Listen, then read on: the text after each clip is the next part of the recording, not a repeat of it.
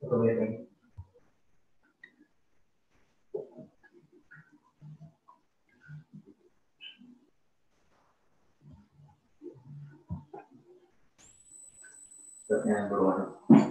sudah hadir. Sudah hadir, Ustaz? Oh ini, Ustaz Kamil.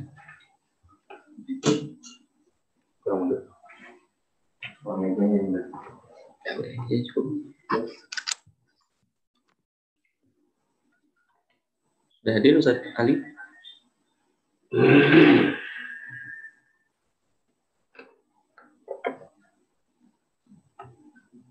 Bismillahirrahmanirrahim. Assalamualaikum warahmatullahi wabarakatuh. Jamaah Masjid Baitul Haq yang kami hormati, alhamdulillah. Bergabung sama kita Ustaz Ali. Alhamdulillah. Kita akan mulai kajian Ahad pagi kita pada hari ini.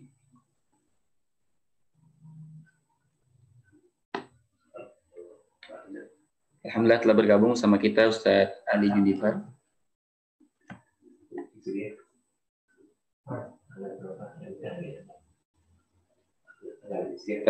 Kita mulai Ustaz kajian kita pagi hari ini. Kaifa halukum ya Ustaz? Ya, Assalamualaikum warahmatullahi wabarakatuh. Waalaikumsalam warahmatullahi wabarakatuh. Kaifa halukum ya Ustaz? Alhamdulillah bi khair.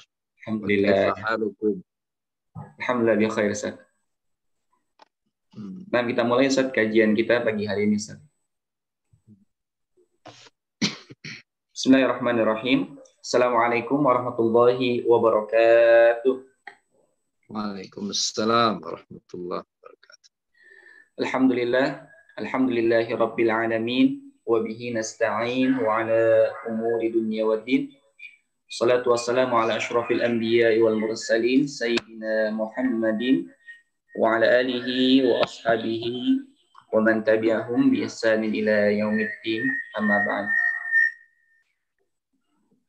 Syukur kehadirat Allah Subhanahu wa taala atas semua karunia nikmat yang Allah berikan kepada kita, terkhusus nikmat iman, nikmat Islam, serta diiringi dengan nikmat sehat wal afiat, sehingga pada pagi hari ini Ahad 22 Rabiul Awal tepatan dengan 8 November 2020 kita bisa mengikuti kajian online Masjid Baitul Haq.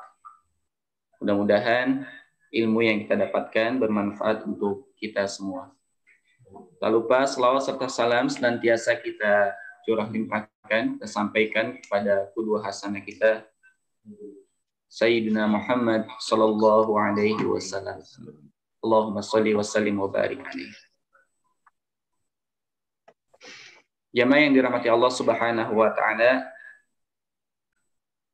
alhamdulillah kajian Ahad pagi kita pada hari ini insyaallah dengan tema membingkai cinta dalam Islam bersama Ustaz Ali Junifar LCMA, dosen tafsir dan ilmu hadis Al-Quran STIU Darul Hikmah, dan telah bergabung bersama kita alhamdulillah.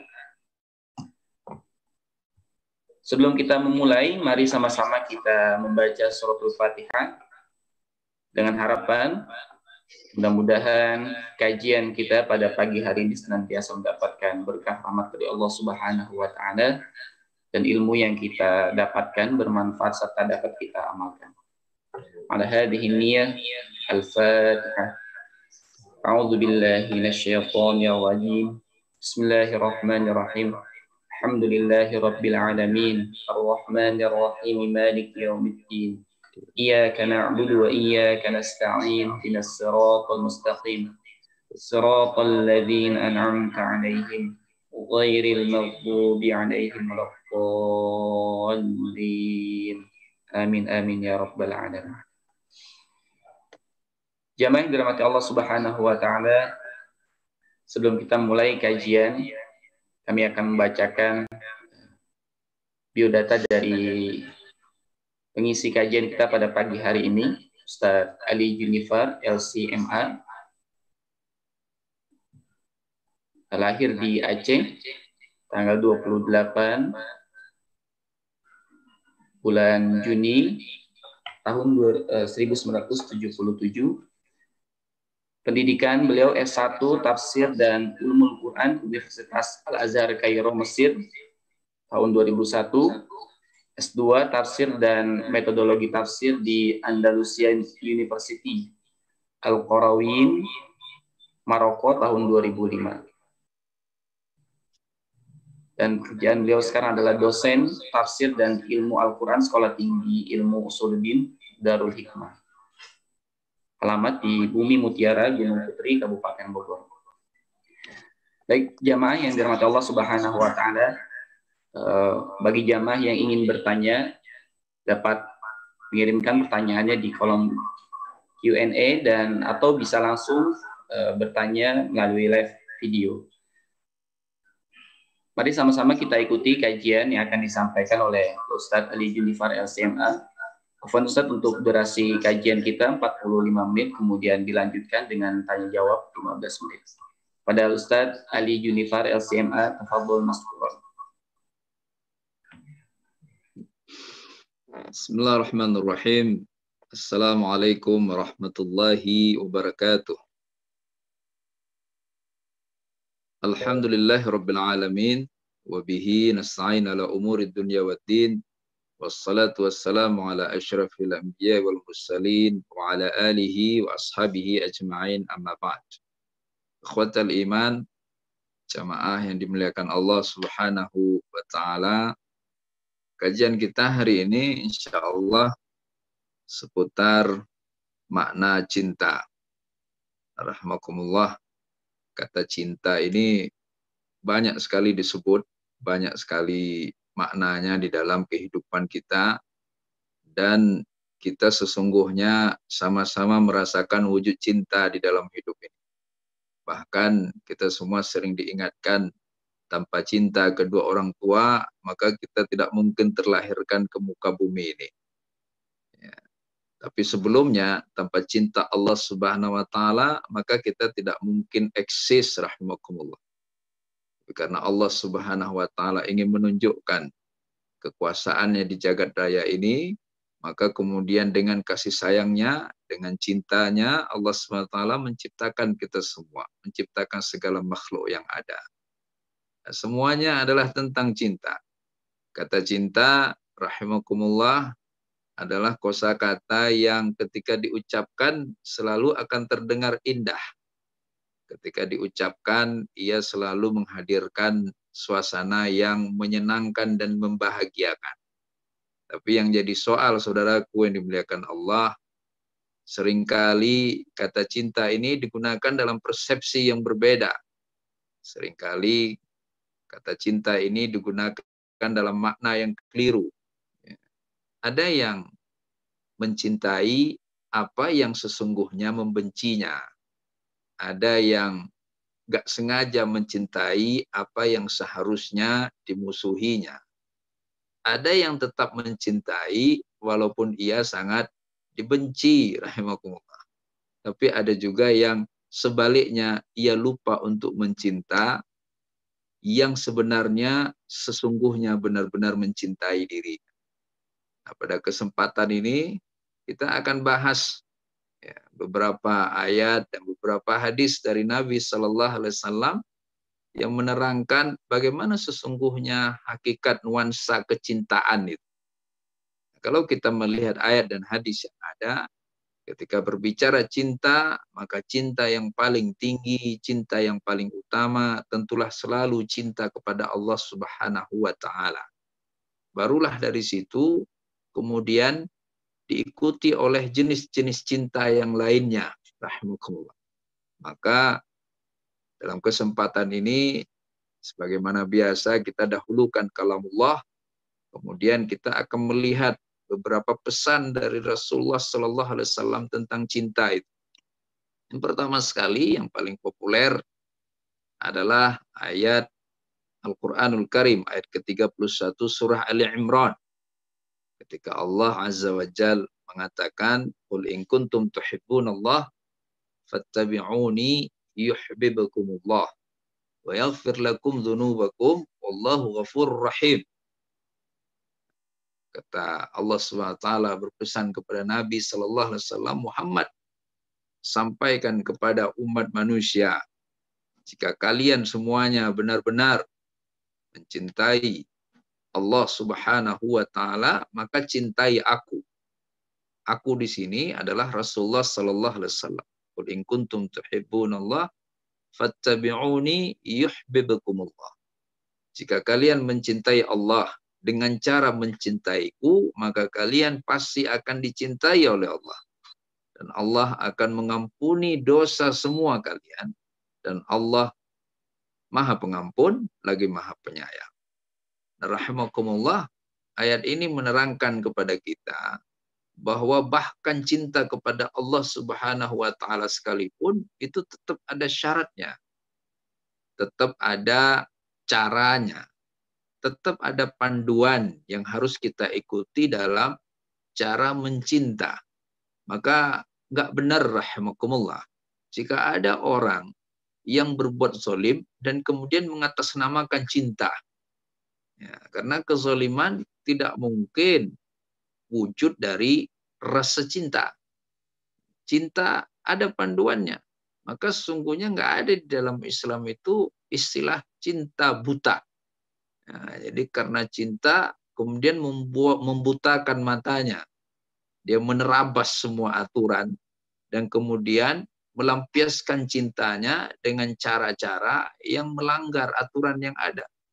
Bahkan terhadap Allah Subhanahu wa taala.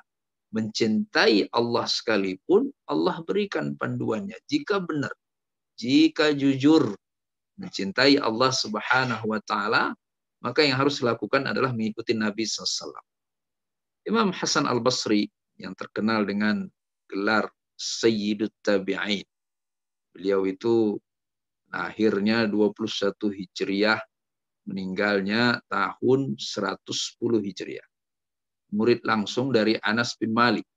Anas bin Malik sahabat Nabi, sahabat muda Nabi, sahabat kecil. Ya, beliau lahir sekitar tahun 10 sebelum hijrah Nabi ke kota Madinah. Ya, jadi masuk Islamnya masih kecil. Nah, rahimakumullah, itu gurunya gurunya Hasan Al-Basri. Hasan Al-Basri mengomentari ayat di atas tadi, Ali Imran 31, kata Hasan Al-Basri, za'ama qaumun annahum yuhibbunallah fabtalahumullah bihadhil ayah. Ada kaum yang berpikir mereka sudah benar-benar mencintai Allah Subhanahu wa taala. Maka kecintaan mereka kepada Allah kemudian diuji dengan ayat ini.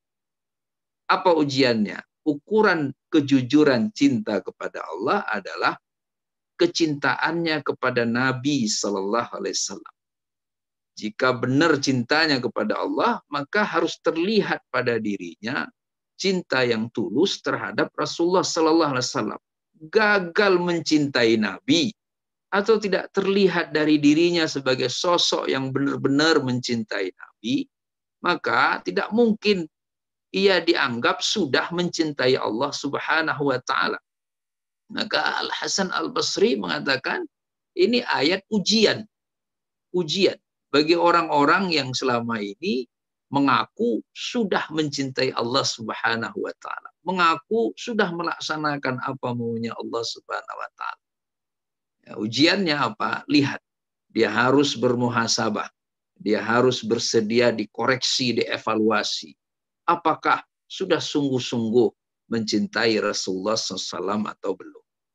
Berikutnya rahimakumullah, kita beranjak ke ayat lainnya di dalam Al-Quranul Karim, surah Al-Ma'idah ayat 54. Ketika Allah Azza wa Jalla mengatakan, ya ayyuhalladzina amanu may yartadda minkum an dinih fasawfa ya'tillahu biqaumin yuhibbuhum wa yuhibbuna adzillatin 'alal mu'minin 'izzatin 'alal kafirin yujahiduna fi sabilillah wa la yakhafuna lawmata la'ib.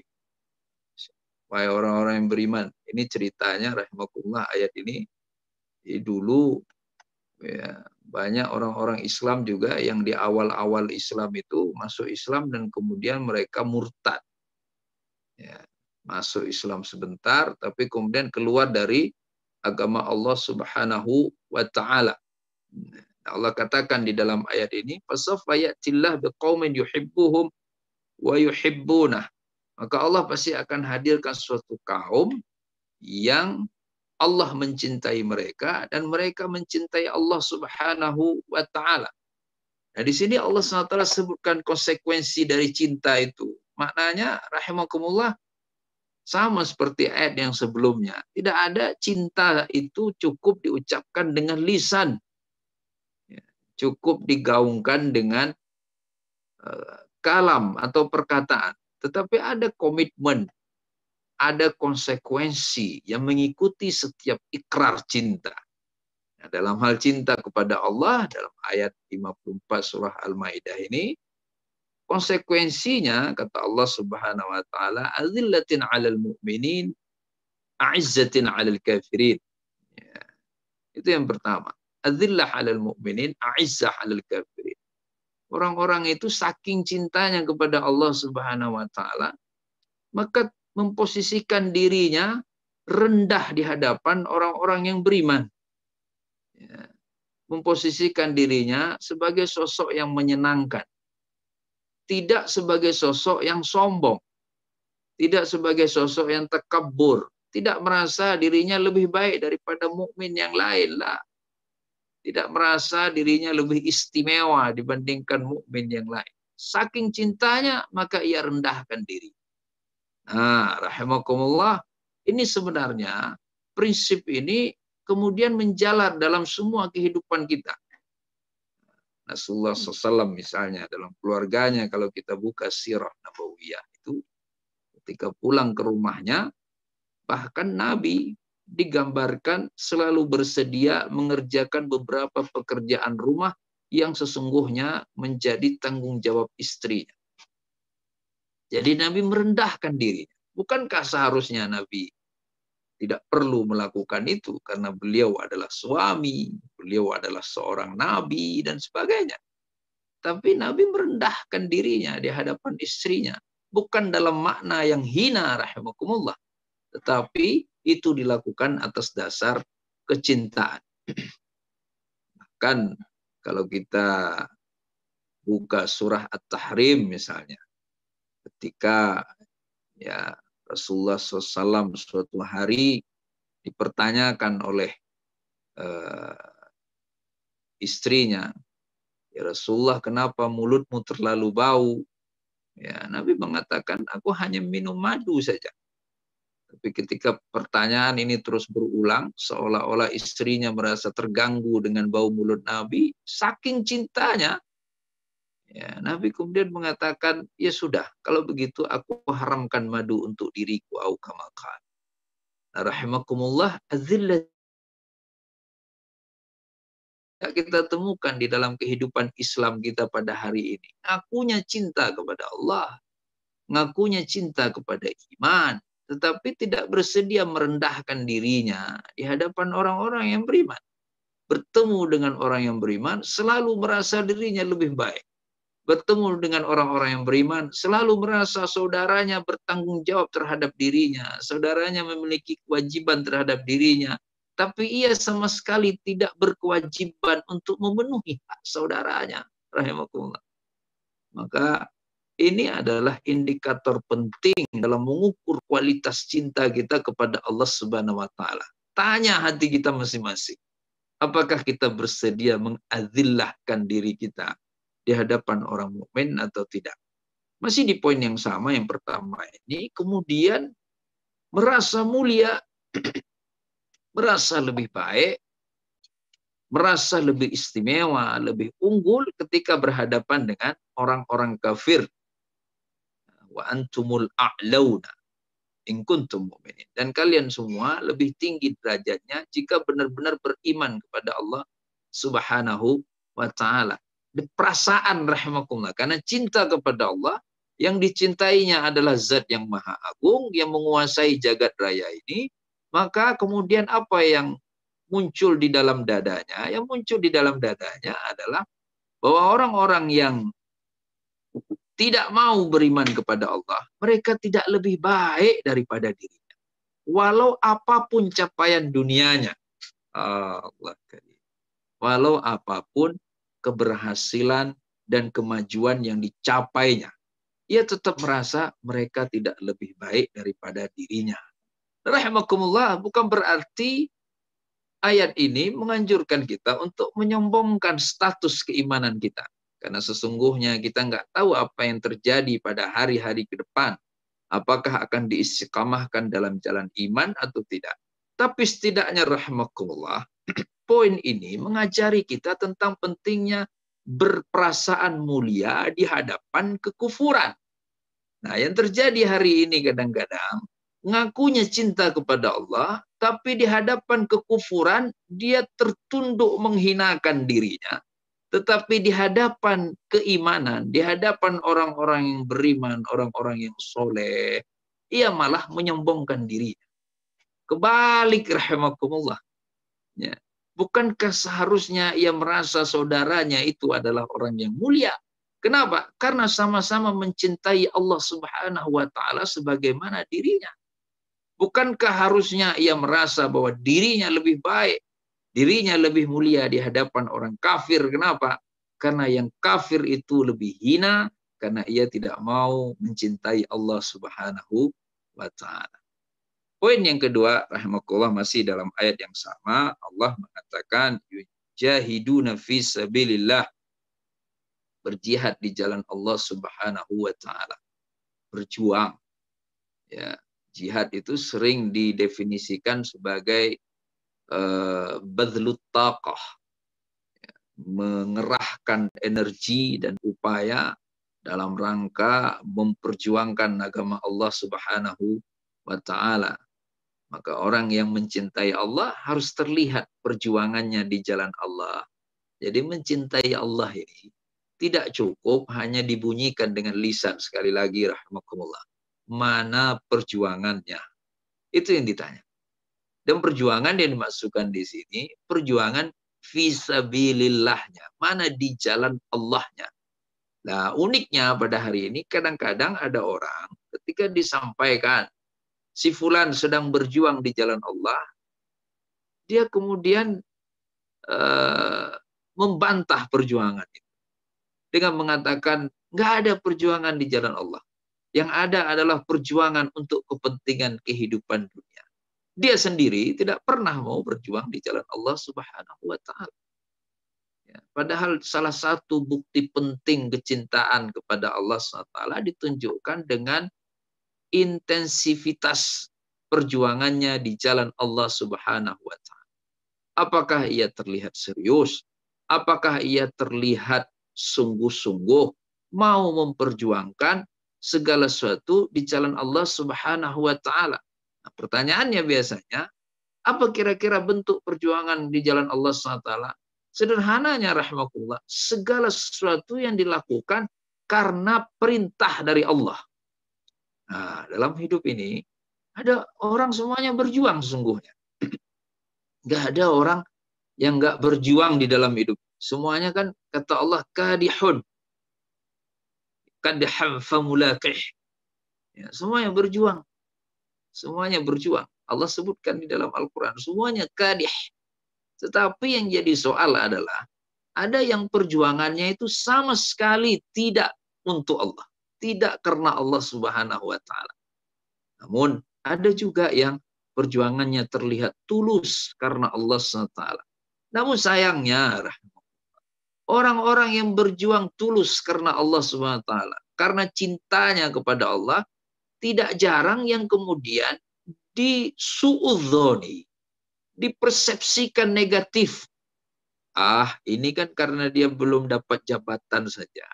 Terlihat terus berjuang dengan jiwa, raga, dan harta.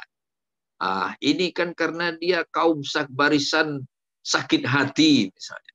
Maka terlihat dia berjuang dan sebagainya. Nanti juga kalau sudah dapat jabatan, sudah dapat kedudukan, dia tidak lagi mau berjuang. Rahimakumullah, inilah uniknya kehidupan kita. Dan kita nggak sadar itu salah satu ciri khas munafik. Baik disangka buruk, buruk disangka baik. Jadi kalau ketemu orang-orang yang terlihat tulus mencintai Allah, tulus melakukan perjuangan di jalan Allah, disuuzoni, dilihat dengan mata suuzon, mata buruk sangka. Giliran ketemu dengan orang yang terang-terangan jahat, terang-terangan gak bener, semua perjuangannya demi perutnya, malah dihusnudzoni, dibaikkan sangka kepada yang bersangkutan. Dengan mengatakan apa? Nah, ini orang yang jujur katanya. Ini yang benar. Dia nggak bawa-bawa nama Allah, nggak bawa-bawa istilah fisabilillah. Dia berjuang untuk isi perutnya. Ini orang yang sesungguhnya jujur. Makanya jangan orang ini dianggap buruk. Inna lillahi wa inna ilaihi raji'un. Rahimakumullah. Kalau kita baca sejarah Nabi, kita buka lembaran sirah nabawiyah atau buka lembaran catatan hayatus sahabah, maka orang yang seperti itu otomatis masuk dalam barisan kaum munafik. Di dadanya kekufuran, zahirnya keimanan. Sebenarnya dia nggak suka dengan orang yang beriman, nggak suka dengan terminologi fisabilillah, nggak suka orang membawa-bawa ungkapan berjuang di jalan Allah, tetapi kelihatan luarnya saja dia beriman. Hari raya orang sholat id, dia sholat id. Hari Jumat orang semua sholat, malu dia kalau tetap duduk di tempat kerjanya, berangkat dia ke masjid sholat Jumat. Dia lihat orang-orang pulang haji pakai peci juga dia pulang haji. Padahal dalam hatinya tidak sungguh-sungguh mencintai Allah SWT. Karena nggak mungkin jujur mencintai Allah, tapi membenci perjuangan fisabilillah, itu nggak mungkin. Ini ayatnya. Al-Maidah ayat 54. Dan kemudian yang ketiga, yang terakhir, kalau menurut ayat ini, wala yakhafuna laumata laim. Tidak takut apapun. Masya Allah. Tapi dia hanya takut Allah Subhanahu wa ta'ala. Maka ulama biasanya menjelaskan, emangnya beneran kita nggak boleh takut kepada selain Allah? Boleh. Boleh saja. Kayak orang takut harimau. Ya kan? Masa sama harimau dia nggak takut, nggak kabur, takut anjing gila, ya takutlah kita. Tapi ketakutan kita kepada semua hal itu jangan sampai memberikan izin kepada kita untuk melawan Allah Subhanahu wa ta'ala. Intinya di situ saja. Jadi ada hal-hal yang memang kita ketakuti, takut preman, takut perampok, takut penjahat, tapi jangan sampai ketakutan-ketakutan itu kemudian menghadirkan dalam diri kita kebebasan untuk menghalalkan segala cara. Itu yang harus kita waspadai. Gitu ya, rahimakumullah. Nah, berikutnya, jemaah yang dimuliakan Allah Subhanahu wa ta'ala, kita beranjak ke beberapa hadis dari Nabi Sallallahu Alaihi Wasallam. Ya. Apa yang harus dilakukan orang yang mencinta karena Allah Subhanahu wa ta'ala.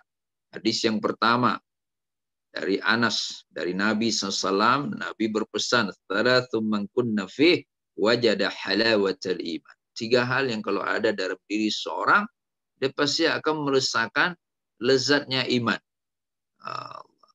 Ternyata lezatnya iman itu kaitannya erat sekali dengan rasa cinta dan benci. Allah karim. Sama rahimakumullah. Lezatnya kehidupan dalam keluarga. Itu karena di situ ada rasa cinta. Ya kan? Ayo. Kalau nggak ada rasa cinta, nggak lezat kehidupan dalam keluarga itu. Hambar rasanya rahimakumullah. Lagi mana? Si suami pulang ke rumah nggak kangen dia sama istrinya. Ya nggak lezat lah pulang ke rumahnya. Maka ada sebagian suami nggak pulang-pulang dia. Ya, tapi kalau dia kangen cinta sama istrinya, pasti dia pengen buru-buru pulang. Begitu sampai ke rumahnya, dia nggak pengen buru-buru pergi. Karena cinta, berat hatinya untuk meninggalkan istrinya. Masya Allah. Jadi, rahimakumullah, kelezatan itu kaitannya dengan cinta. Sama kayak orang cinta kopi itu. Mana ada orang cinta kopi, minum kopinya sebulan sekali. Nggak ada, rahimakumullah. Orang kalau cinta kopi, sebentar-bentar terfikir, kapan lagi saya ngopi. Udah gitu, begitu dihidangkan, disuguhi 1 gelas kopi, 1 cangkir kopi, nggak buru-buru. Nggak ada orang cinta itu, begitu disuguhi kopi, terus kata dia, lah ini panas, Mohon kopinya agak didinginkan, saya ingin segera minum dalam satu tegukan. Itu mah bukan cinta namanya, marah-marah rahimakumullah. Sama juga dengan istri, nggak ada orang pengen buru-buru dengan istrinya kalau memang dia sungguh-sungguh mencintai.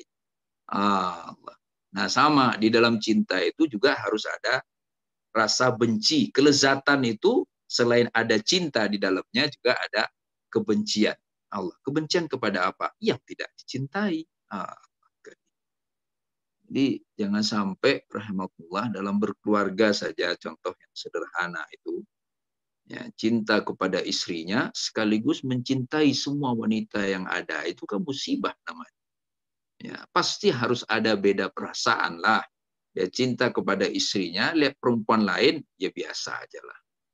Ya, lihat wanita yang lain, pandangannya enggak seperti ketika ia memandang istrinya. Begitu seharusnya cinta. Ya, makanya kan ada yang bilang begini, kenapa kalau dalam Islam itu istri itu di rumah, kalau suaminya pulang, dia bukakan pintu, dia sambut, dia sediakan minum, dia layani, dan sebagainya. Tapi kalau ada laki-laki lain datang ke rumahnya, maka buka pintu pun nggak boleh. Bahkan kalau ada laki-laki lain datang ke rumahnya, mengucapkan Assalamualaikum, dia nggak boleh jawab dengan suara yang kencang, dia jawab pelan aja di dalam. Nggak perlu harus didengarkan oleh laki-laki yang lain itu. Itu kan dari antara adab istri di rumah yang diajarkan di dalam Islam. Maka ada orang yang ngomong gini, orientalis itu. Dia bilang, lah Islam jahat sekali katanya. Apa salahnya laki-laki lain selain suaminya itu? Nah rahimakumullah, ini jawabannya hadis ini yang akan kita bahas.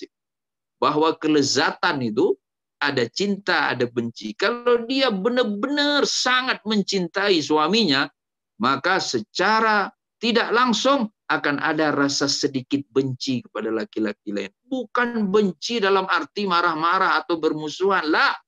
Tetapi benci dalam mana ia tidak mencintai laki-laki yang lain. Allah karim. Maka yang diharapkannya pulang ke rumahnya hanya suaminya. Kita baca hadisnya rahimakumullah. Thalathu man kunna fih wajada halawatal iman. Halawah itu manisnya, lezatnya. Yang pertama kata Nabi SAW, ayyakun Allah wa rasuluh ahab ilaihi mimma siwahuma. Allah dan Rasulnya lebih dicintai dibandingkan selain keduanya. Jadi yang paling dicinta adalah Allah dan Rasulnya. Baru kemudian ada rasa lezat. Jadi maknanya di sini kita belajar rahimahullah, cinta itu jangan banyak-banyak.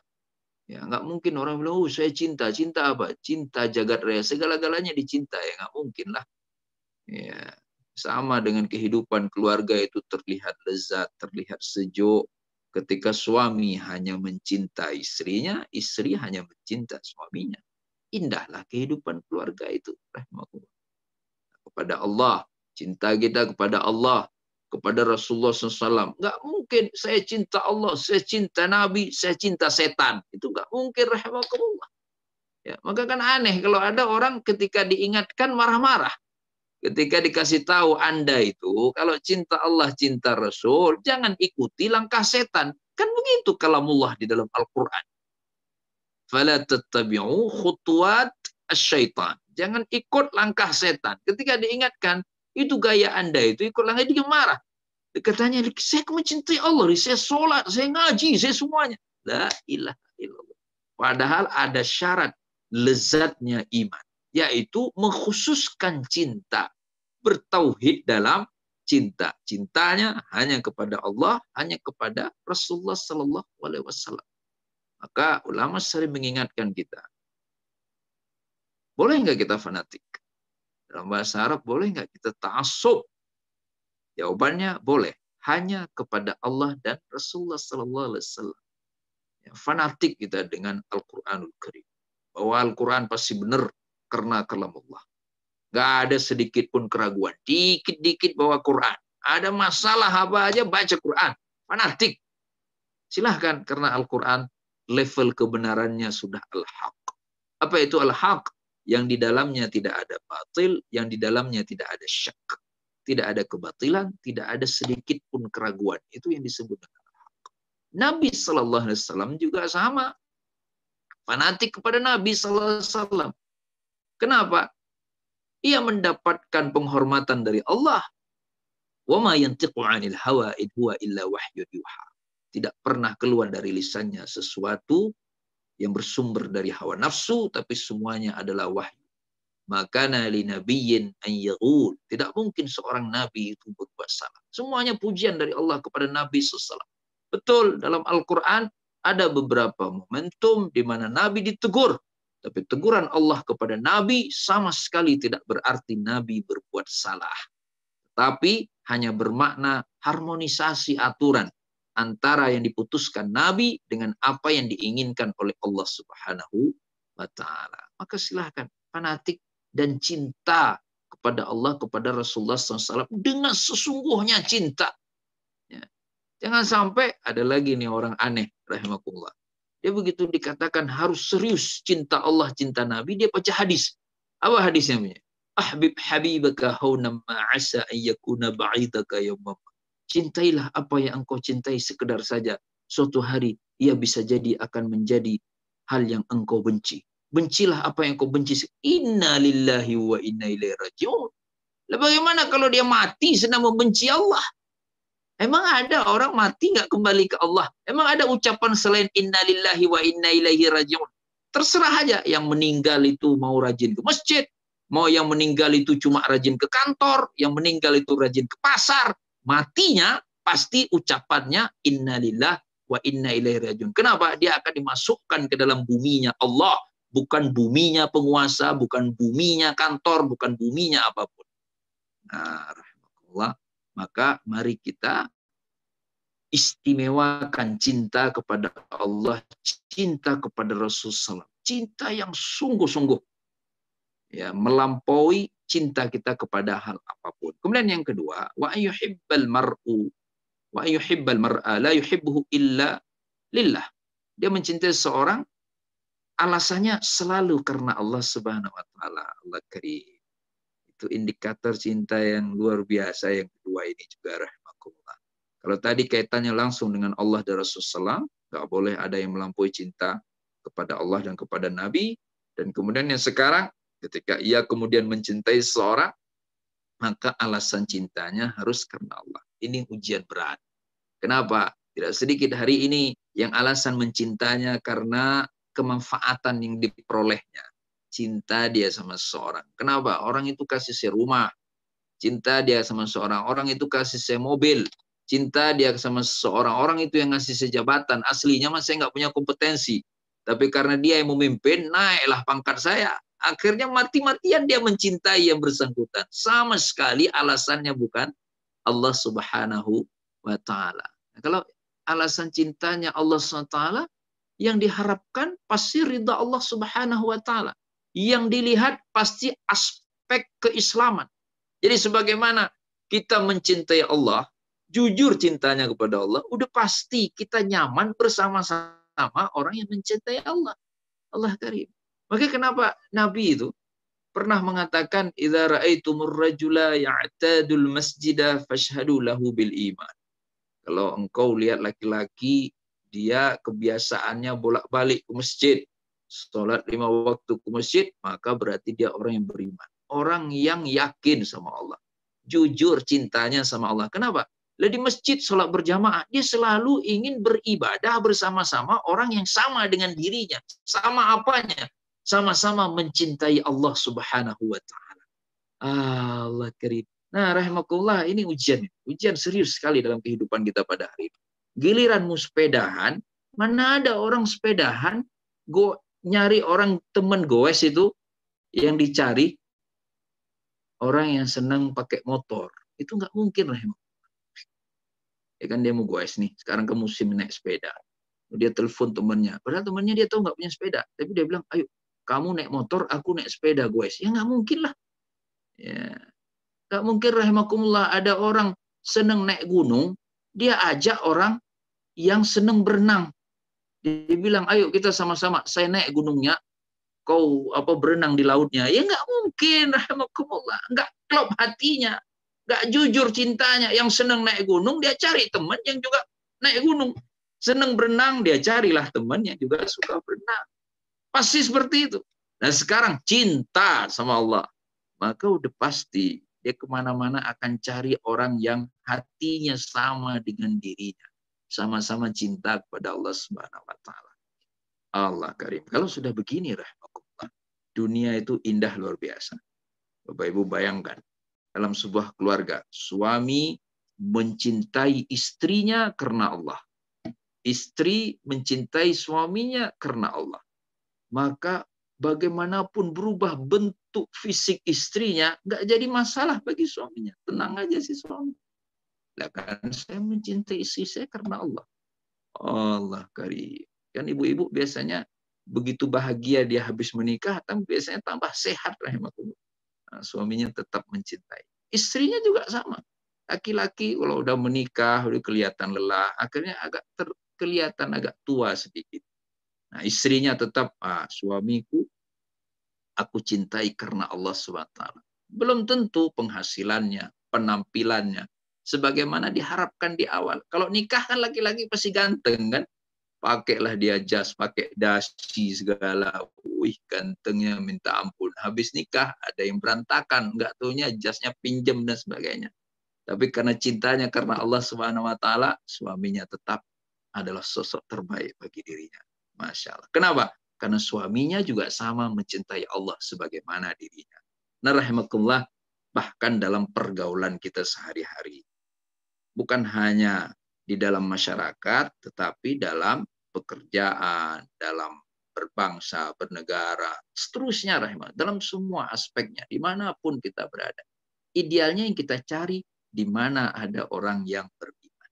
Di mana ada orang yang sama-sama mencintai Allah sebagaimana saya juga mencintai Allah Subhanahu wa Ta'ala.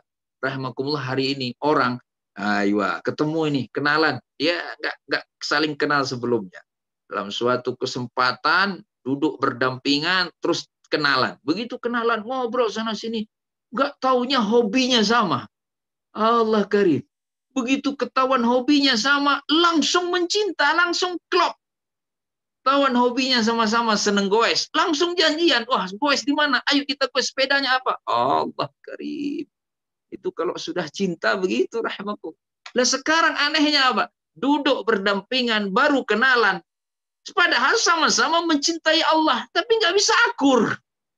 Alasannya sederhana aja. Yang satu mazhab A, yang satu mazhab B. Yang satu jenggotan, yang satu nggak jenggot. Yang satu cingkrang, yang satu nggak cingkrang. Dia nggak bisa mencinta. Padahal coba, orang main sepeda, emang ada sepedanya sama semua? Nggak ada kan? Nggak ada. Orang cuma nanya apa? Goeser bukan? Nah, biasanya, kalau saya nggak salah itu istilahnya itu. Ya, Anda goes nggak? Saya goes. Nggak ada. Anda goes nggak? Jenis sepedanya apa? Ukuran bannya apa? Baju sepedanya apa? Helm sepedanya apa? Oh, nggak sama, beda masa. Maaf ya, kita nggak ngobrol lagi. Nggak ada orang begitu. Tapi giliran mencinta karena Allah, ya Allah, yang kita cari selalu titik perbedaan, bukan titik persamaan. Padahal cukup hatinya mencintai Allah, hatiku mencintai Allah, maka harusnya kita bersatu, kita bersama. Nah, kalau sudah begitu, pasti iman itu terasa lezat. Yang ketiga, dari hadis ini, Nabi SAW mengatakan, wa an yakrah an ya'uda fil kufri kama yakrah an yuqdhafa fitnah. Kalau tadi dua poin, yang pertama kelezatan iman dicapai dengan cinta, poin yang ketiga yang terakhir, kelezatan iman itu ternyata juga bisa dicapai dengan benci. Jadi sebagaimana ada cinta juga harus ada benci. Agar apa? Agar seimbang. Nggak jujur, nggak maksimal cintanya kalau nggak ada benci. Harus ada benci. Kan kata Nabi, laki-laki dia kemudian lihat perempuan lain di jalanan, ya, terbersit syahwatnya, maka benci dia dengan wanita itu, pulang dia menemui istrinya yang dicintai. Harusnya seperti itu. Kalau memang jujur cintanya, cinta sama Allah, cinta sama Rasulullah SAW, maka buktinya apa? Ia membenci musuh Allah, membenci musuh Rasulullah SAW. Tapi ngaku-ngaku cinta Allah, ngaku-ngaku cinta Nabi. Di saat yang sama juga mencintai orang yang menghina Nabi, maka berarti cintanya bohongan. Harus ada bencinya. Nah, di sini yang poin yang ketiga ini, kelezatan iman itu dicapai dengan membenci. Benci kembali ke dalam kekufuran sebagaimana ia benci untuk dimasukkan ke dalam api neraka. Ya, nah, rahimakumullah, ini hadis dari Nabi yang harusnya juga menjadi panduan kita dalam beramal. Kemudian satu lagi hadisnya, saudaraku yang dimuliakan Allah SWT, semoga waktunya masih ada. Nabiullah SAW mengatakan, la yu'minu ahadukum hatta yuhibba li akhih ma yuhibbu li nafsih. Tidaklah beriman seorang di antara kamu sampai yang mencintai untuk saudaranya apa yang ia cintai untuk dirinya. Ini level cinta yang juga luar biasa. Jadi iman itu ternyata terkait dengan kecintaan kita terhadap hal yang sama terkait dengan saudara kita. Ya. Kalau dia ingin bisa pulang ke negerinya, ingin bisa kembali kepada keluarganya, ingin bisa tinggal di kampung halamannya, dia mukmin, dia beriman kepada Allah.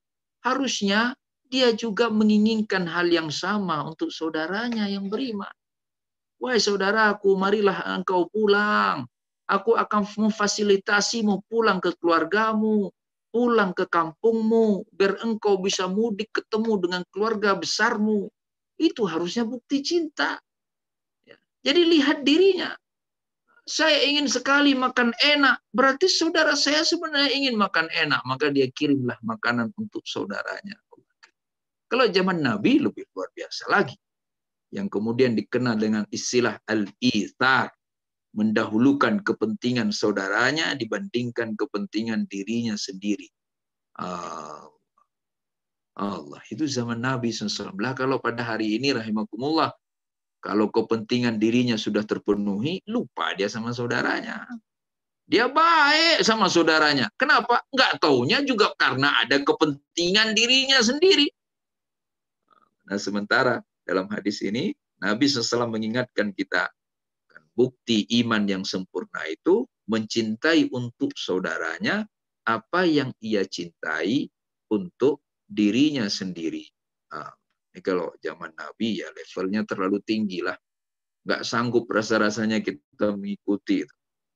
Antum ingat dulu Nabi baru-baru hijrah dari kota Mekah ke Madinah. Sampai ke sana, apa yang terjadi? Nabi persaudarakan al-ikha, persaudarakan antara satu muhajir dengan satu ansar. Di antaranya Abdurrahman bin Auf contohnya. Dipersaudarakan oleh Nabi, oleh salah satu ansar. Apa kata si ansar itu? Abdurrahman, ini hartaku setengahnya untukmu. Masya Allah, segitunya cinta ke saudaranya. Lah itu kan baru kenal, rahimahullah. Baru kenal. Jelas-jelas nggak terlihat orang ini akan menguntungkan dirinya atau dia pinter dagang atau tidak, tapi karena cintanya kepada saudaranya sebagaimana ia mencintai harta itu untuk dirinya, langsung dia bagi dua. Abdurrahman, ini setengah untukmu. Terus kan zaman dulu rahimahullah, awal-awal itu kan istri masih banyak istrinya. Dia katakan kepada Abdurrahman, pilih di antara istriku yang kau cintai, aku ceraikan dan engkau nikahi. Allah karim, segitunya rahmatullah. Jadi bersedia memberikan untuk saudaranya apa yang ia cintai. Ya tentunya dalam batas-batas syariat yang benar. Saudaraku, nah ini yang harus kita perjuangkan pada hari ini agar cinta kita itu terlihat jujur. Ya, maka yang terakhir, Nabi juga pernah berpesan, ya, kala Rasulullah SAW, Innallaha yaqulu yaumal qiyamah. Kata Nabi, Allah berkata pada hari kiamat nanti, Ainal mutahabbun bijalali. Mana orang-orang yang dulunya di dunia mereka saling mencintai karena keagungan. Masya Allah. Jadi ada keistimewaan, ya, mencintai Allah, mencintai Rasul, saling mencinta karena Allah. Saling mencinta karena Allah. Apa apresiasi yang Allah akan berikan di hari kiamat? Al-yawma udhilluhum fi dhilli yawma la dhilla illa dhilli. Pada hari ini aku akan berikan mereka naungan dengan naunganku hari di mana tidak ada naungan selain naunganku. Allah Subhanahu wa taala. Masya Allah, rahimakumullah. Maka mari kesimpulannya, pastikan masih ada cinta dalam hati kita. Yang kedua, pastikan cinta yang utama, cinta yang paling tinggi adalah kepada Allah dan kepada Rasulullah Sallallahu Alaihi Wasallam. Yang ketiga, pastikan ketika kita mencintai sesuatu, alasannya selalu karena Allah, selalu karena Rasulullah SAW. Yang keempat, pastikan ketika kita membenci sesuatu, alasannya juga hanya karena Allah, karena Rasulullah SAW. Semoga rahimakumullah kajian kita pada hari ini memberikan manfaatnya untuk kita bersama. Semoga kita semua senantiasa saling mencintai dalam keimanan dan keislaman. Billahi taufiq wal hidayah. Wassalamualaikum warahmatullahi wabarakatuh. Waalaikumsalam warahmatullahi wabarakatuh. Masya Allah, indah sekali kajian kita pada pagi hari ini. Bahasannya tentang cinta. Alhamdulillah sudah ada pertanyaan yang masuk, Ustaz. Kami bacakan yang pertama dari Ustadz Khairuddin. Ada istilah jangan mencintai dunia berlebihan, termasuk cinta istri dan anak, karena itu semua akan ditinggalkan. Mohon pencerahannya, Ustaz. Ya, ukuran berlebihan itu adalah kalau cinta kepada istri dan anak-anak melampaui cinta kepada Allah dan Rasulullah Sallallahu Alaihi Wasallam. Wujudnya seperti apa? Saking cintanya kepada istri, istri nggak tutup aurat dibiarkan. Karena dia takut nanti melukai perasaan istrinya. Nah itu cinta yang keliru. Saking cintanya kepada anaknya, anaknya nggak bangun subuh, didiemin.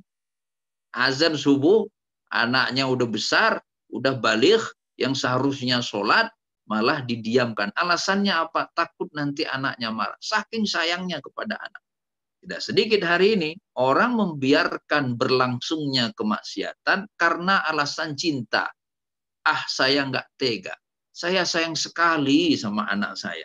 Maka saya nggak mau membuat hatinya terluka. Saya sayang sekali sama istri saya nggak mau membuat dia marah.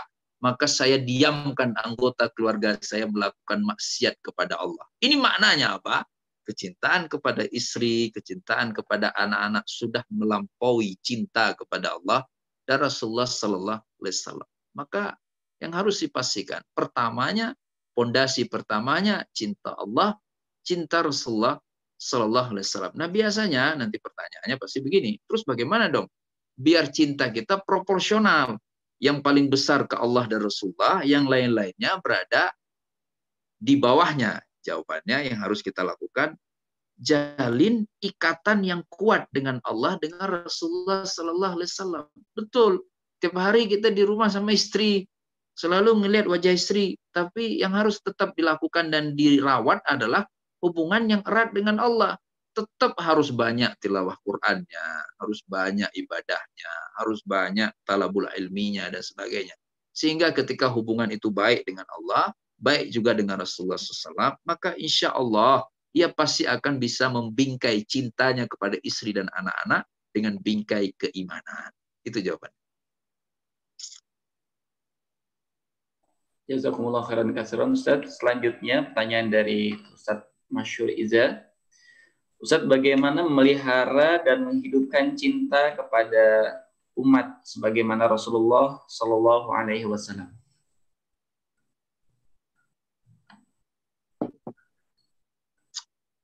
Nabi Sallallahu Alaihi Wasallam. Ayat Al-Quran yang diantara yang paling populer itu Muhammadur Rasulullah walladzina ma'ahu asyidda 'alal kuffar rahama bainahum. Dan itu benar-benar diwujudkan oleh Nabi dalam kehidupan beliau alaihi salatu wassalam. Ada banyak hal yang kalau kita baca di dalam sirah nabawiyah atau dalam kehidupan sahabat bersama Nabi Sallallahu Alaihi Wasallam yang menggambarkan betapa merendahnya Nabi di hadapan sahabatnya.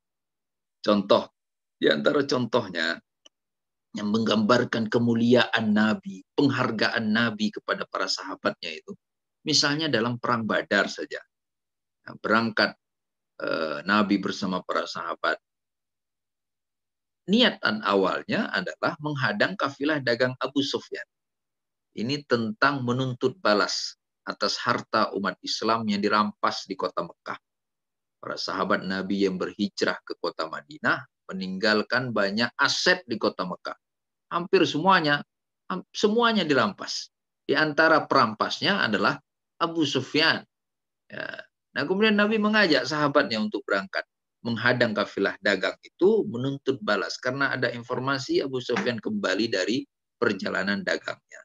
Di tengah jalan, ternyata orang-orang kafir Quraisy malah sudah mempersiapkan bala tentara untuk menyerang Nabi SAW bersama para sahabatnya. Strateginya berubah. Targetnya berubah menjadi perang. Pertanyaannya, apakah Nabi memutuskan secara sepihak perubahan rencana itu? Ternyata tidak. Walaupun Nabi sangat berhak. Nabi kan Rasul. Emang ada yang boleh melawan Rasulullah? Nggak ada. Tapi Nabi dudukkan para sahabatnya. Nabi ajak mereka bermusyawarah. Perang Uhud juga sama. Nabi ajak para sahabatnya bermusyawarah. Kan dalam perang Uhud itu di antara cerita yang paling sering kita baca dalam sejarah itu, di mana pada saat diadakan rapat terbongkarlah kemunafikan orang-orang yang munafik. Nabi ajak sahabatnya untuk bersyura. Nabi sampaikan ada dua opsi. Kita menunggu musuh di Jabal Uhud atau menunggu musuh di rumah masing-masing di kota Madinah. Harusnya kan nggak perlu, tapi Nabi hargai sahabat. Ini semua kan memberikan rasa cinta rahmatullah. Dan ayat Allah juga memandu Nabi, mentarbiyah Nabi SAW untuk memperlihatkan rasa cinta itu. Fabima rahmatin minallah linta lahum walau kunta faddan ghalidhal qalbi lam faddu min haulik Muhammad. Dengan rahmat Allah yang engkau dapatkan, maka berlaku lemah lembutlah terhadap mereka. Kalau engkau marah, maka mereka pasti akan meninggalkanmu. Masya Allah. Maka apa? Maafkan mereka. Mohonkan ampun kepada Allah untuk mereka. Ajak mereka untuk berdialog. Nah, semua ini rahimakumullah akan melahirkan rasa cinta. Maka saudaraku yang dimuliakan Allah, jawaban atas pertanyaan tadi, apa yang harus kita lakukan? Biar pada hari ini suasana cinta itu hadir kembali. Cinta di antara mukmin, cinta karena beralasankan cinta kepada Allah. Bagaimana caranya? Pelajari lagi akhlak Nabi Sallallahu Alaihi Wasallam. Pelajari lagi bagaimana Nabi bersama para sahabatnya. Maka insya Allah rahimakumullah, perlahan-lahan kita insya Allah bisa kembali menghadirkan suasana cinta sebagaimana pada masa Nabi Sallallahu Alaihi Wasallam.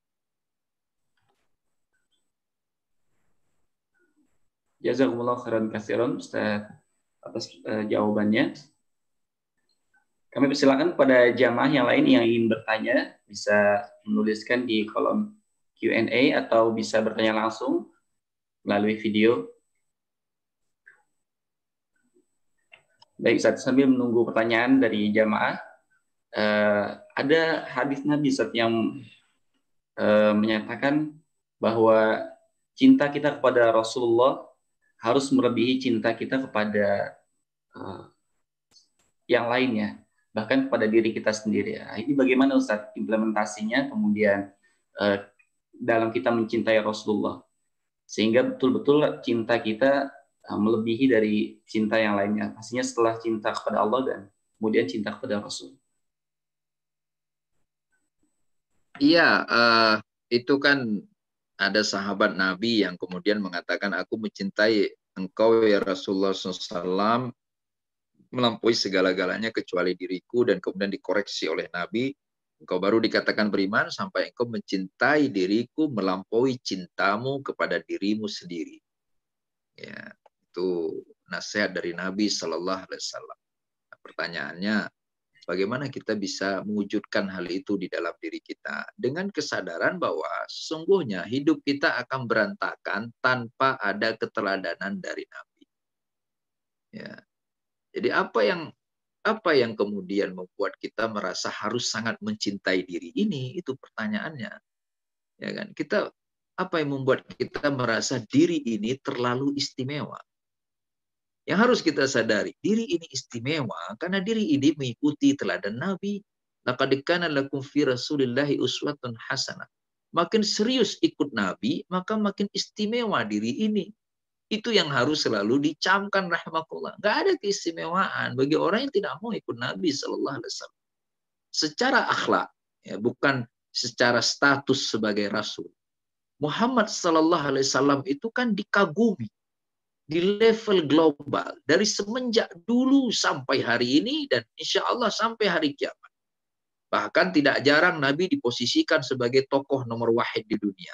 Mereka tidak mau mengakui kerasulan kenabiannya, tapi mereka tidak bisa memungkiri keteladanan akhlaknya. Allah karim. Nah, rahimakumullah. Lantas apa hebatnya kita? Seandainya tidak meneladani Nabi Shallallahu Alaihi Wasallam, semua kemuliaan, bil khusus bagi seorang mukmin pada hari sudah bersyahadat, maka semua kemuliaan yang kita rasakan, kemuliaan berkeluarga, kemuliaan sebagai pribadi, kemuliaan memiliki anak, kemuliaan sebagai suami, dan semuanya itu semua karena sebenarnya kita menjalankan hidup ini sesuai dengan apa yang diteladankan oleh Rasulullah Shallallahu Alaihi Wasallam. Jadi harusnya yang dicintai Rasulullah Sallallahu Alaihi Wasallam. Dan rahimakumullah, siapapun itu naluri fitrah manusia. Ketika kita kenal baik dengan Nabi Sallallahu Alaihi Wasallam, maka yang ada adalah perasaan kagum yang luar biasa. Nah, kekaguman kepada Nabi ini tidak bisa dibangun dengan cara rekayasa. Dia harus dibangun dengan cara-cara yang amat natural. Apa itu? Bersedia untuk membaca kisah hidup Nabi Sallallahu Alaihi Wasallam.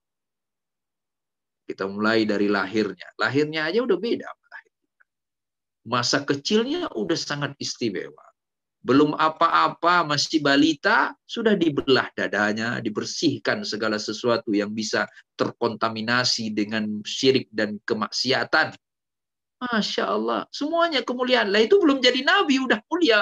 Dibandingin kita udah nggak ada apa-apanya. Remajanya, dewasanya, berkeluarganya, berdagangnya, semuanya rahmatullah. Semuanya kekaguman demi kekaguman. Maka kalau orang jujur baca sirah, serius dia membacanya, teliti pelan-pelan, maka pada akhirnya begitu yang dibaca tentang Nabi semuanya kemuliaan, keunggulan, keistimewaan, dan seterusnya, pada akhirnya apakah mungkin dia akan merasa dirinya lebih baik tanpa Nabi? Ya nggak mungkin. Kalau sudah begitu, nggak mungkin dia lebih mencintai dirinya dibandingkan Nabi Sallallahu Alaihi Wasallam. Ya, jadi rahimakumullah, yang harus kita lakukan itu juga sederhana, hanya memang menuntut kesediaan dan keistiqamahan kita. Baca lagi sirah nabawiyah. Itu kira-kira. Ya. Baik, Ustaz Izai, tanya langsung. Ya. Satu pertanyaan lagi Ustaz, sudah masuk alhamdulillah. Ustaz, bagaimana mendudukan rasa cinta kita kepada ibu dan bapak? Bagaimana urutan cinta kita setelah Allah, Rasul, berjihad, berikutnya orang tua? Wa'budullah wa la tusyriku bihi syai'a wa bil walidaini ihsana. Sembah Allah, jangan sekutukan Allah, dan berbuat baiklah kepada kedua orang tua. Jadi Quran selalu sembah Allah, jangan syirik, baru kemudian orang tua. Tapi kepada orang tua memang dapat tempat istimewa di sisi Allah. Wa in jahadaka litusyrika bima laysa laka bihi ilmun fala tuti'huma. Kalau kedua orang tuamu mengajakmu untuk syirik, mengajakmu untuk melakukan maksiat kepada Allah, jangan turuti. Tetapi engkau harus selalu bermuamalah dengannya dengan muamalah yang mulia. Nah, memuliakan orang tua yang mengajak maksiat tetap tidak boleh melanggar aturan bahwa kita tidak boleh menyembah selain Allah. Karena ayatnya diawali dengan sembahlah Allah dan jangan sekutukan Allah dengan apapun. Jadi cinta kepada orang tua, berbakti kepada orang tua, yang terbaik itu yang dilakukan bukan karena alasan orang tua itu sendiri. Tetapi cinta dan berbakti kepada orang tua yang dilakukan karena alasan perintah Allah Subhanahu wa taala. Allah, anak yang berbakti kepada kedua orang tuanya karena ia merasa berbakti kepada kedua orang tua adalah perintah Allah, maka insya Allah berbaktinya pasti akan terlihat indah. Berbaktinya pasti akan sepanjang hayatnya insya Allah. Kenapa? Karena nggak ada kepentingan. Faktanya kan nggak ada orang tua menguat. Orang tua melemah. Bertambah umurnya, bertambah lemah fisiknya. Bertambah lemah juga pikirannya. Lama-lama malah pikun. Dan itu kan sesuatu yang nggak bisa dipungkiri. وَمَنْ نُعَمِّرْهُ نُنَكِّسْهُ فِي الْخَلْقِ. Panjangkan umurnya, maka dikurangi kemampuan fisiknya. Udah pasti, rahimakumullah. Jadi kalau anak itu dia baik sama orang tuanya, lah anaknya masih kecil, ya iyalah. Mau ngapain lagi? Dia mau kabur, mau kemana? Gak punya rumah. Mau kabur, nggak dapat duit, nggak dapat jajan dari ayahnya. Tapi lihat, si anak ternyata masih berbakti kepada kedua orang tuanya, padahal dia udah dewasa, udah sangat mampu, sama sekali tidak membutuhkan orang tua. Bahkan sebaliknya, dia sudah yang membiayai kehidupan orang tuanya. Namun, karena dia ingat ayat-ayat Allah tentang perintah berbakti kepada orang tua, dia akan terus berbakti kepada kedua orang tuanya. Hanya yang perlu diingat, nah ini yang agak repot, rahimakumullah. Ada orang tidak bisa memisahkan mana yang perintah berbakti kepada orang tua dengan perintah untuk tetap menjalankan perintah Allah Subhanahu wa Ta'ala. Ada yang kadang-kadang salah tingkah karena orang tuanya menginginkan sesuatu yang tidak diinginkan oleh Allah Subhanahu wa Ta'ala. Padahal perintahnya jelas dalam Al-Quran, muamalahi dengan baik. Muamalahi dengan baik itu tidak pernah bermakna wajib menuruti keinginan orang tua. Nah, jadi enggak, definisi berbakti itu bukan menuruti semua keinginan orang tua. Lah, bagaimana kalau orang tuanya menginginkan keburukan, menginginkan maksiat, kan tidak boleh diikuti, tidak boleh ditaati, tapi muamalahnya harus baik. Muamalah baik itu diantaranya apa? Bunyi yang keluar dari lisan, sikap yang ditunjukkan oleh badan, itu muamalah yang baik bisa terlihat dari situ. Jadi nggak masalah tidak menuruti orang tua, selama memang keinginannya itu keinginan yang keliru, berlawanan dengan maunya Allah, maunya Nabi, tetapi lakukanlah dengan cara yang mulia. Itu saja yang perlu kita perhatikan. Baik, jazakumullah khairan katsiran Ustaz Ali Junifar LCMA atas pencerahannya pada pagi hari ini. Terima kasih Ustaz atas nasihatnya. Begitu indah kajian kita pada pagi hari ini ya, tentang mahabbah atau cinta kepada Allah, kepada Rasul, dan kepada sesama. Ada beberapa kesimpulan yang beliau sampaikan. Yang pertama, pastikan masih ada cinta pada diri kita. Kemudian yang kedua, cinta yang utama karena Allah Subhanahu wa Ta'ala. Kemudian cinta karena Allah dan Rasul, dan yang terakhir benci juga karena Allah dan Rasulullah Sallallahu Alaihi Wasallam. Syukron kasiran Ustaz atas kajiannya pagi hari ini. Barakallahu fiik. Barakallahu fiikum Ustaz. Baik, jamaah yang dirahmati Allah Subhanahu wa Ta'ala, sebelum kita menutup kajian online kita pada pagi hari ini, kami mohon kepada Ustaz Ali untuk memimpin doa. Tafadhol Ustaz. Kita awali dengan istighfar 3 kali. Astaghfirullah wa atubu ilaih. Astaghfirullah wa atubu ilaih. Astaghfirullah wa atubu ilaih. Al-Fatihah. A'udzu billahi minasyaitonir rajim. Bismillahirrahmanirrahim. Alhamdulillahirabbil alamin. Maliki yaumiddin. Iyyaka na'budu wa iyyaka nasta'in. Ihdinas siratal mustaqim. Siratal ladzina an'amta 'alaihim. A'udzu billahi minasyaitonir rajim. Bismillahirrahmanirrahim. Alhamdulillah Rabbil Alamin. Hamdan yuafi ni'amah wa yukafi'u mazidah. Ya Rabbana lakal hamdu kama yanbaghi li jalali wajhikal karim wa 'azimi sultanik. Allahumma iftah lana abwaaba rahmatika wa rizqika ya arhamar rahimin. Allahumma arhamna, Allahumma ighfir lana wa li ikhwanina alladhina sabaquna bil iman wa la taj'al fi qulubina ghillan lil ladzina amanu rabbana innaka ra'ufur rahim. Allahumma arzuqna imanan ka imani ashabi rasulika Muhammad sallallahu alaihi wasallam. Rabbana atina fid dunya hasanah wa fil akhirati hasanah wa qina adzabannar. Wa sallallahu ala Muhammadin wa ala alihi wa sahbihi wasallam wa akhiru da'wana anil hamdulillahi rabbil alamin. Amin amin ya rabbal alamin. Jamaah dirahmati Allah Subhanahu wa Ta'ala, mudah-mudahan apa yang beliau sampaikan bermanfaat sekali lagi untuk kita dan tentunya bisa kita amalkan dalam kehidupan kita. Billahi taufiq wal hidayah. Assalamualaikum warahmatullahi wabarakatuh. Waalaikumsalam warahmatullahi wabarakatuh.